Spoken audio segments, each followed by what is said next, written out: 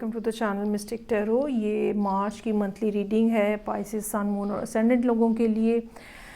As usual career और relationship oriented है।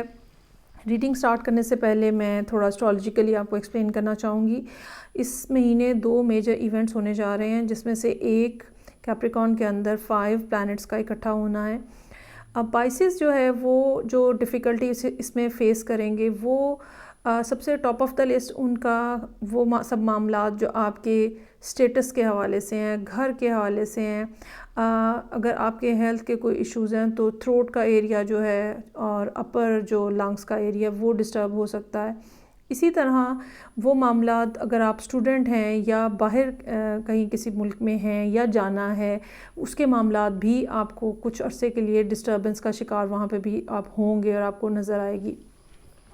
साथ ही साथ चूँकि जुपिटर जो है वो कंबस्ट है 20 मार्च तक, तो इस हवाले से भी जो आपके करियर के मामलात हैं वो डिस्टर्बेंस का शिकार रहेंगे।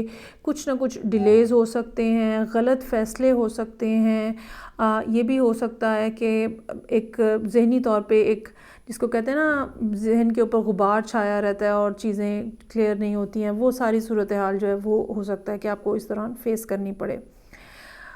अगर हम कार्ड्स के हवाले से देखें तो यहाँ पे एक तो मेरे पास ये एडवाइस के कार्ड्स मौजूद हैं। पहले रिलेशनशिप को ही देखते हैं, फिर करियर की तरफ हम जाएंगे।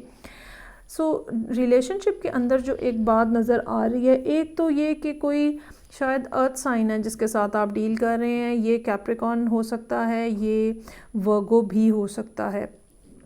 दूसरी बात ये कि इससे पहले रीसेंट पास्ट में आपने अपने इमोशंस को, फीलिंग्स को बड़ा कंट्रोल में रखा हुआ है और बहुत ज़्यादा अपने आप को शेयर नहीं किया, बहुत ज़्यादा अपने आप को ओपन नहीं किया।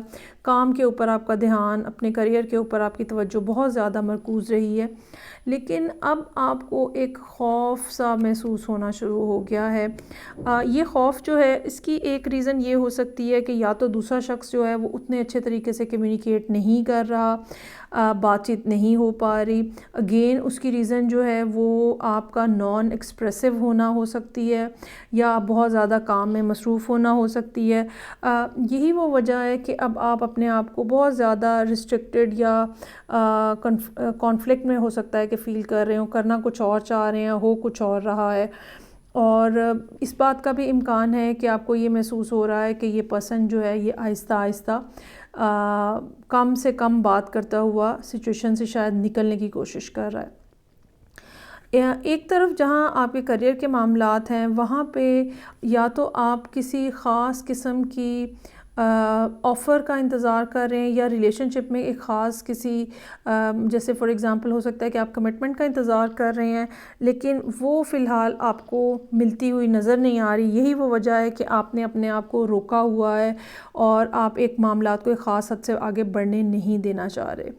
यहाँ पे आपके लिए एडवाइस जो है वो ये कि चीज़ों को स्टक ना करें। थोड़े बहुत स्टेप जो है वो लेते रहें, थोड़े बहुत पॉजिटिव अंदाज में चीज़ों को आगे बढ़ाने की कोशिश करें। अदरवाइज़ यहाँ पे 3 ऑफ सोर्ड्स, 2 ऑफ सोर्ड्स और 8 ऑफ कप्स के साथ इस बात का पूरा इम्कान मौजूद है कि दूसरा शख्स जो है वो आपसे टोटल डिसअपॉइंट हो के आगे चल पड़े। यहाँ पे S of wands, 2 of cups और पेज ऑफ कप्स भी मौजूद है। ये हम नहीं कह सकते कि इस सारी सूरत हाल में पैचअप की कोई गुंजाइश नहीं या कुछ मामलात बेहतर नहीं हो सकते। अगर आप मामलात को मुकम्मल तौर पे एक जगह पे रोक देंगी तो ज़ाहिर ही बात है दूसरा शख्स जो है वो आपके बारे में कंफ्यूज होगा और वो यही समझेगा कि आपको कोई इंटरेस्ट नहीं है और अल्टीमेटली वो फिर इस सिचुएशन से बाहर निकलने की कोशिश करेगा या आपको छोड़ के जाने की कोशिश करेगा। कम्युनिकेशन अपनी जो है वो बंद मत करें, ठीक है, और कोई ना कोई मामलात जो हैं वो चलते रहने चाहिए। हालांकि इस महीने काफ़ी हद तक इस बात का इम्कान है कि रिलेशनशिप के पॉइंट ऑफ व्यू से कहीं ना कहीं आपके मामलात जो हैं वो गड़बड़ रहेंगे। उसके लिए आपको ज़हनी तौर पे तैयार होने की ज़रूरत है और उसको ऐसा ना हो उसके लिए आपको एफ़र्ट और कोशिश करने की ज़रूरत है। यहाँ पे जो एडवाइस के कार्ड्स मौजूद हैं उसमें आई सरेंडर का कार्ड है पहला। I surrender to a power greater than me. Universe को अपने से अपने बराबर या अपने से कमतर मत जाने। ये इतनी बड़ी और इतनी अजीम सब सूरत हाल है, या ये इतना बड़ा सब सिस्टम है जिसका हम हिस्सा हैं कि हम पूरे तरीके से कॉम्प्रीहेंड ही नहीं कर सकते, समझ ही नहीं सकते हैं कि इसके अंदर क्या क्या चीज़ें जो हैं वो पॉसिबल हैं। सो जब कोई बात समझ ना आए, जब कोई चीज़ समझ ना आए, तो आपको टोटली सरेंडर कर देना चाहिए और रेजिस्ट करना। बेसिकली यहाँ पे रेजिस्टेंस का फैक्टर है जो कि नज़र आ रहा है, बातचीत नहीं हो रही है, रेजिस्टेंस का फैक्टर है जो नज़र आ रहा है। तो रेजिस्ट करना जो है वो बंद कर दें और इस बात के ऊपर यकीन रखें कि जो भी कुछ होगा आपके हाईएस्ट गुड में होगा।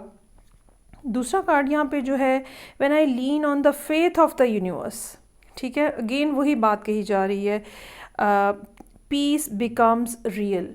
जब तक आप पूरे दिल से, पूरे अंदर से पूरा आपका यकीन नहीं बिल्डअप हो जाएगा यूनिवर्स के ऊपर और इस बात के ऊपर कि जो भी कुछ हो रहा है वो आपकी बेहतरी के लिए हो रहा है, आपके हाईएस्ट गुड के लिए हो रहा है, तब तक आपके मामलात जो हैं वो ठीक नहीं होंगे। तो बेहतर ये है कि जहाँ जहाँ पे समझ ना आए वहाँ पे ये इंटेंशन सेट करके कि मैं सरेंडर करता हूँ या मैं सरेंडर करती हूँ, और जो भी हो वो मेरे हाईएस्ट गुड में हो। जो इस सारे मामले में, जो भी मामला उस टाइम पे आपके सामने होगा, तो इस सारे मामले में जो भी कुछ हो वो मेरे हाईएस्ट गुड में हो और मैं सबसे बेहतर चीज़ जो है वो मुझे मिल जाए। ठीक है जी, अब हम देखते हैं कि करियर के हवाले से जो मामलात हैं। करियर के हवाले से ऐसा है जैसे कुछ या तो लोन्स हैं आपके ऊपर या कुछ इस किस्म की सूरत हाल है, मतलब फाइनेंशियल किसी किस्म का कंस्ट्रेंट जो है वो नज़र आ रहा है। ये ऐसा भी हो सकता है कि जैसे चीज़ें जो हैं वो कुछ ऐसे फ़ैसले जैसे आपको लेने पड़े हैं जो कि आपके लिए फ़ाइनेंशियली बर्डन साबित हुए हैं और अब आपको उनसे निकलने की ज़रूरत है, या ये कह लो कि उन मामलात को अब हल करने की ज़रूरत है। और अगेन वो सब मामलात जो हैं वो आपको कहा जा रहा है कि ग्रेजुअली हल होंगे। लेट्स से कि अगर आपके ऊपर कोई लोन है, आपने कुछ बोरो किया हुआ है, तो ग्रेजुअली पे बैक करने की कोशिश करें। ये बात सोचना कि किसी मामले में, किसी मसले में कोई सलूशन ही नहीं है, ठीक है, और आप पूरे तरीके से वहाँ पे स्टक हैं, ऐसा नहीं होता है। जब हम पहला कदम उठाते हैं तो ही उसके बाद यूनिवर्स को हमारी इंटेंशन पता चलती है और आहिस्ता आहिस्ता हम उस डायरेक्शन में मूव करना शुरू करते हैं। इसमें समझने की बात जो कि ख़ास तौर पे यहाँ पे एडवाइस के कार्ड्स के साथ, पहला कार्ड जो है वो कारमा का है। अपनी नीयत जो है, अपनी इंटेंशन जो है वो आपने क्या रखी हुई है, उसको समझने की बहुत ज़्यादा ज़रूरत है। जहाँ जहाँ अगर आपकी नीयत ठीक है तो जहाँ जहाँ पे आप फंसेंगे आपको लोगों की सपोर्ट मिलेगी। यहाँ पे S of wands, page of cups, two of cups का कार्ड है जो कि लोगों की तरफ से आपकी तरफ कुछ ना कुछ हेल्पिंग हैंड या कोई ना कोई ऑफ़र की जा रही है आपको।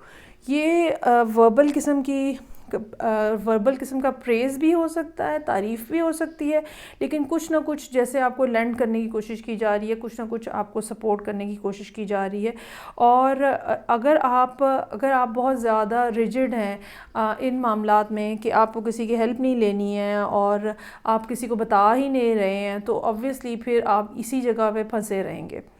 दूसरा कार्ड जो है वो लोटस फ्लावर का है, अनफोल्डमेंट।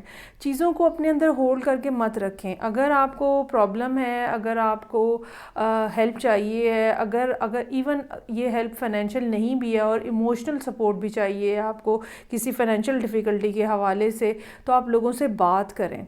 जब आप लोगों को अपना आप बताएंगे, अपना आप शेयर करेंगे, तो ही आपके मामलात जो हैं वो लोगों को पता चलेंगे। अदरवाइज़ तो आप अकेले बैठ के रोते रहेंगे। ठीक है। अच्छा, यहाँ पे 7 ऑफ पेंटिकल्स का कार्ड मौजूद है। किसी किस्म का इंतज़ार आपको भी है कि आपको कोई ऑफ़र आएगी। ये पार्टनरशिप के हवाले से, काम के हवाले से हो सकती है, लेकिन अपनी जगह पे बैठ के वेट करने की बजाय एक्टिवली आपको लोगों को बताने की, कहने की ज़रूरत है कि आप क्या करना चाह रहे हैं। अनफोल्डमेंट का कार्ड यहाँ मौजूद है।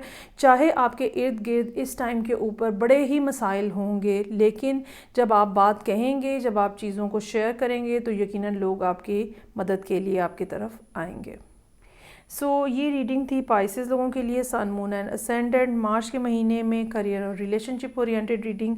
फीडबैक का मुझे इंतज़ार रहेगा। मैं आपसे नेक्स्ट रीडिंग से फिर मिलूँगी। अपना बहुत ज़्यादा ख्याल रखिएगा। खुदा हाफिज़।